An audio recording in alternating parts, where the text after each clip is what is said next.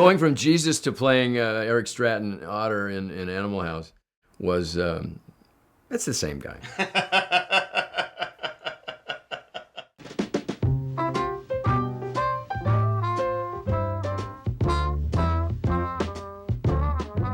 You know, my agent called me and said, there's this show that's in sight. It was public access because the stations had to show programs that were in the public good.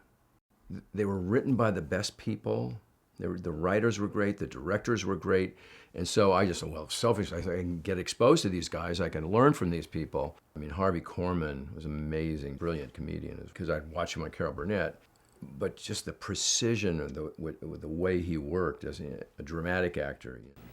Yeah, what's going on? Supposing you tell me. 3 years of ROTC down the drain. 3 years of your life wasted. That's right, you said it. 3 years wasted.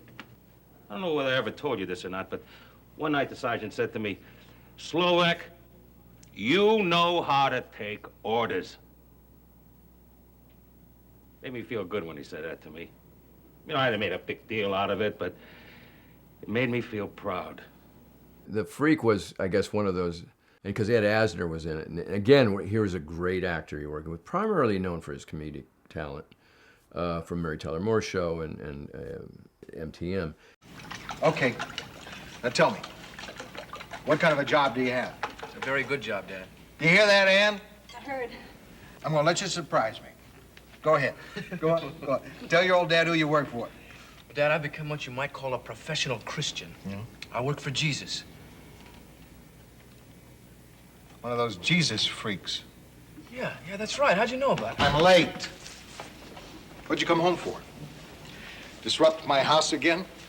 Only this time, instead of dope, you've got some crazy notions about Jesus. I guess that's some kind of improvement. Pill popper to Bible thumper. That's a TV star, and that was Ed Asner, that was Harvey Korman. They just had that surety of who they were, and it taught me to allow me to be myself. Stand there and look me in the eye and tell the truth.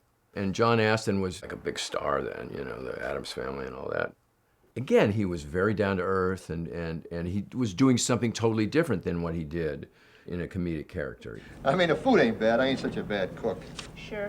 And the coffee, that's okay, right? Yeah, that's the main thing, a good cup of coffee. Hey, Shill, 15 years I was on the road, driving. The only thing that I ever really wanted was a good cup of coffee.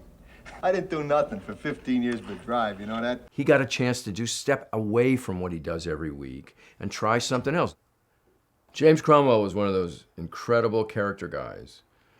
He was solid as a rock, just wonderful, wonderful actor that knew his craft and knew how to deliver a part, but could play anything. And he was one of the most decent, lovely people you'd ever met. So James Cromwell ennobled you by working with him. How much longer, oh Lord? Not much, Norman. I'm going to send my son down soon to take over. Oh, Master Chris, don't get involved with the human race. It's something I have to do, Norman. Oh, did you get Lot out before I destroyed Sodom and Gomorrah? Oh, yes, sir. Good. He's the salt of the earth. Well, as a matter of fact, my lord, it's Mrs. Lot. What's the salt of the earth?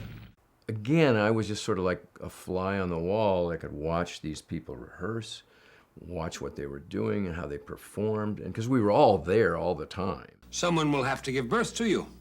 Birth? But as I see it, Adam and Eve will have it easier than I will. Mm-hmm. At least they escaped teething. And diapers. Diapers. Playing Jesus was a bit of a challenge for me. But again, trying to find the humanity in it rather than the cliches of the Son of God. But it was great. I mean, that's a part I'd never get chosen to play. It was a spiritual show in the sense it was about ethics, it was about morality, and it was about what makes people good.